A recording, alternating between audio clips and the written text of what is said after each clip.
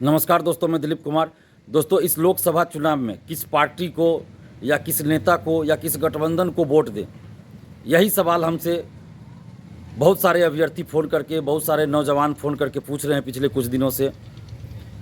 और हम भी ये सोच रहे हैं कि किसको वोट दिया जाए। भाई, हम तो पहले भी बोलते रहे हैं और आज भी बोल रहे हैं कि जब कोई पार्टी या कोई नेता छात्र युवाओं के मुद्दे पे सड़क पे उतर के आंदोलन नहीं कर रहे हैं, ना ही उनके मुद्दे को लेकर कुछ कर रहे हैं, तो फिर हम लोग वोट किसको दें? क्यों दें वोट? जब हमारे लिए कोई लड़ नहीं रहा है, जब हमारे मुद्दों को कोई उठा नहीं रहा, तो क्यों हम वोट दें किसी को? अभी TRE 3 का पेपर लीक हुआ। बड़े बड़े शिक्षा माफिया, जो बड़े बड़े कोचिंग संचालक इसमें संलिप्त है, बड़े बड़े अधिकारी हैं, बड़े बड़े नेता हैं, सबको बचा लिया गया। बिहार के एक भी नेता का नाम बताइए जो सामने आकर इसके लिए बोल रहे हो कि बड़े बड़े शिक्षा माफियाओं पर कार्रवाई होनी चाहिए, सड़क पे उतर के कभी आंदोलन किए हो या कोई प्रेस कॉन्फ्रेंस किए हो। इस पर एक भी नेता बिहार का आपको नहीं मिलेगा। इससे पहले सिपाही भर्ती का पेपर लीक हुआ, BSSC CGL 3 का पेपर लीक हुआ, 67वीं BPSC का पेपर लीक हुआ, दरोगा का पेपर लीक हुआ।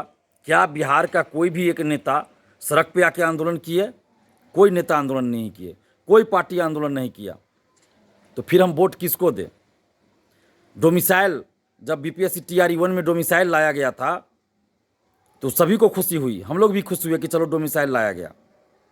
बहुत लोग उसका श्रेय लेने लगे, नेता लोग, कि हम डोमिसाइल लाए हैं, बिहार के अभ्यर्थियों के हित में ये कर रहे हैं।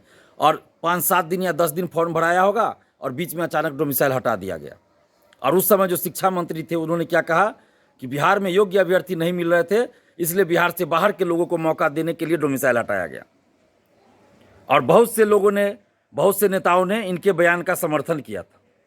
और उस समय सरकार ने, या जिस पार्टी से ये शिक्षा मंत्री थे, जिस पार्टी के ये नेता हैं, उस पार्टी ने भी इनको हटाया नहीं, शिक्षा मंत्री के पद से नहीं हटाया, या इनके बयान का खंडन भी किसी ने नहीं किया, बल्कि इनके बचाव में आ गए कि नहीं, सही बोला गया। उस समय जो लोग विपक्ष में थे वो लोग कह रहे थे कि डोमिसाइल लागू होना चाहिए। आज वही लोग सरकार में आ गए तो TRE 3 में डोमिसाइल क्यों नहीं लागू किए? यानी कि विपक्ष में रहने के बाद कुछ कुछ बोल देंगे सब, लेकिन जब सरकार में आएंगे तो कुछ नहीं करेंगे। और यहाँ तो विपक्ष में रहने के बाद भी लोग सड़क पर उतर के आंदोलन नहीं करते हैं। आप देखिए ना, पेपर लीक हो, धांधली सेटिंग हो, कोई भी पार्टी या कोई भी नेता सड़क पर उतर के आंदोलन किए हैं क्या? नहीं किए हैं। तो फिर वोट किसको दें हम लोग और क्यों दें? बड़ा सवाल है। नोटा बटन इस बार दबाइए। किसी भी पार्टी, किसी भी नेता को वोट नहीं देना है, नोटा बटन दबाना है। चुनाव का बहिष्कार भी नहीं करना है, नेताओं का बहिष्कार करना है। चुनाव का बहिष्कार अलग चीज़ हो गया कि मतलब वोट देने ही नहीं जाएंगे, तो चुनाव का बहिष्कार नहीं करना। हम लोग जिस तरह कहा गया कि बिहार में योग्य अभ्यर्थी नहीं है इसलिए हम डोमिसाइल हटा रहे हैं और बाहर के अभ्यर्थियों को मौका दे रहे हैं, उसी तरह आपके घर, आपके गांव, आपके मोहल्ले, आपके शहर, कोई भी नेता अगर वोट मांगने जाए तो सीधा बोलिए कि कोई योग्य नेता हमारे नज़र में नहीं है, इसलिए हम किसी को वोट नहीं देंगे। और आप लोग बिहार से बाहर जाकर वोट मांगिए, यूपी जाइए, झारखंड जाइए, MP, राजस्थान, दिल्ली, जहाँ जाना है जाइए, वहाँ जाकर वोट मांगिए। बिहार में वोट मत मांगिए, क्योंकि उस समय तो कोई नेता हम लोग के लिए नहीं लड़े। जो विपक्ष में थे आज सरकार में, फिर भी डोमिसाइल लागू नहीं किए, और जो उस समय सरकार में थे उन्होंने डोमिसाइल हटाया।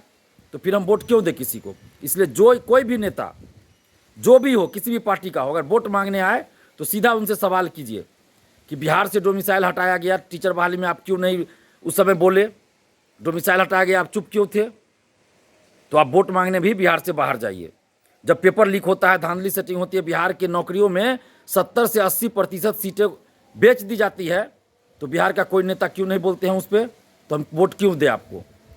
एकदम इस बार नोटा बटन दबाना है। समस्तीपुर लोकसभा क्षेत्र को छोड़कर बाकी सभी जगह बिहार में नोटा बटन दबाइए। और समस्तीपुर लोकसभा क्षेत्र में क्या करना है उस पर हम लोग अभी सोच विचार कर रहे हैं, क्योंकि आप सबको पता है कि अशोक चौधरी जी ने क्या कहा था कि BPSC TRE 3 का पेपर लीक का कोई मामला नहीं है, जबकि आर्थिक अपराध इकाई जांच करके रिपोर्ट दे चुकी थी कि पेपर लीक है। उसके बाद मंत्री है ये और बोल रहे हैं कि कोई पेपर लीक का मामला नहीं है, और उस अपनी बेटी को लड़ा रहे हैं, समस्तीपुर से चुनाव लड़वा रहे हैं, लोजपा के टिकट पे, लोजपा रामविलास यानी चिराग पासवान जी की पार्टी से लड़वा रहे हैं।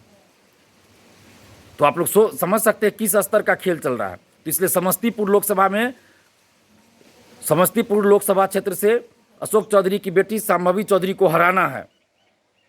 ऐसे लोगों को हराना जरूरी है, तो इसलिए उस पर हम लोग विचार कर रहे हैं कि क्या किया जाए। लेकिन बाकी बिहार की सभी लोकसभा क्षेत्रों में इस बार आप लोग नोटा बटन दबाइए और यूथ पावर, स्टूडेंट पावर दिखाइए।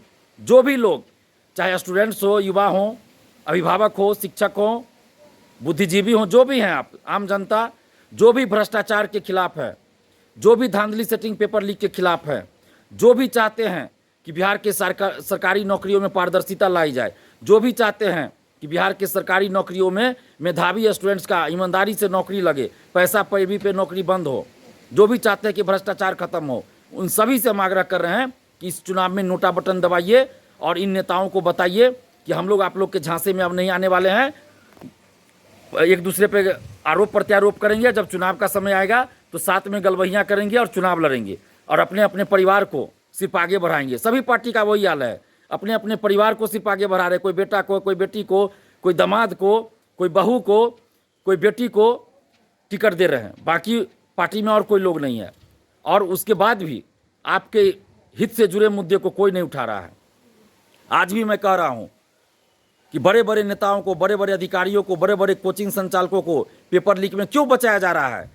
और हर गठबंधन का सरकार बिहार में रहा है, हर पार्टी की सरकार बिहार में रही है और सबकी सरकार में पेपर लीक हुआ है, धांधली सेटिंग हुआ है, लेकिन बड़े बड़े शिक्षा माफियाओं को बचा लिया गया है। तो इसलिए इस बार हम लोग नोटा बटन दबाएंगे और आप सबसे सहयोग की अपील करते हैं कि आप लोग भी नोटा बटन दबाइए और स्टूडेंट पावर, यूथ पावर दिखाइए और भ्रष्टाचार के खिलाफ लड़ाई में हमारा साथ दीजिए। धन्यवाद। जय हिंद।